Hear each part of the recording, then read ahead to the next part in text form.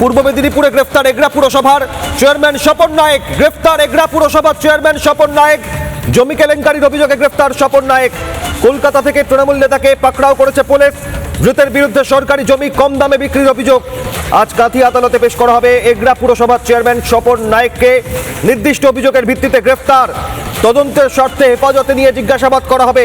পূর্ব মেদিনীপুরের অতিরিক্ত police super জানিয়েছেন, স্বপন নায়েক গ্রেফতার। পূর্ব মেদিনীপুরের এগরা পুরসভার চেয়ারম্যান। সম্প্রতি স্বপনকে পদত্যাগের নির্দেশ দেয় তৃণমূল। দলীয় নির্দেশ অগ্রাহ্য করেই পদ আঁকড়েছিলেন স্বপন নায়েক। স্বপন নায়েককে গ্রেফতার করেছে পুলিশ। পূর্ব মেদিনীপুরের এগরা পুরসভার চেয়ারম্যান স্বপন নায়েক গ্রেফতার। জমি কেলেঙ্কারির অভিযোগে গ্রেফতার। কলকাতা থেকে তৃণমূল নেতাকে পাকড়াও করেছে পুলিশ। ধৃতের বিরুদ্ধে সরকারি জমি কম দামে বিক্রির অভিযোগ।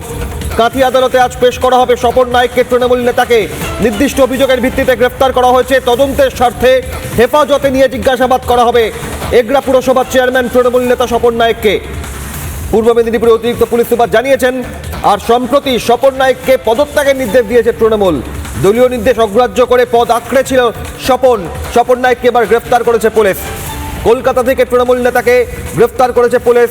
আজ আদালতে পেশ করা হবে এগরা পুরসভার চেয়ারম্যান স্বপন নায়েকের বিরুদ্ধে জমি কেলেঙ্কারির অভিযোগ।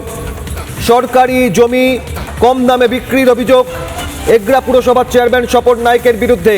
কলকাতা থেকে তাকে গ্রেফতার করা হয়েছে। আজ পূর্ব মেদিনীপুরের কাঁথি আদালতে পেশ করা হবে স্বপন নায়েককে।